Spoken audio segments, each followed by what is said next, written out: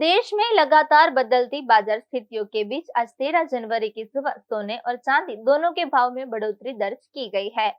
राजधानी दिल्ली की बात करें तो यहाँ 24 कैरेट सोना प्रति 10 ग्राम 1,42,310 रुपये पर पहुंच गया है, जबकि 22 कैरेट सोना 1,30,460 रुपये प्रति 10 ग्राम के भाव पर बिक रहा है। मुंबई, चेन्नई और कोलकाता में 22 कैरेट सोने का भाव प्रति 10 ग्राम 1,30,310 रुपये है, जबकि 24 कैरेट सोना 1,42,210 रुपये प्रति 10 ग्राम पर कारोबार कर रहा है। सोने के साथ साथ चांदी की कीमतों में भी जोरदार उछाल दर्ज किया गया है।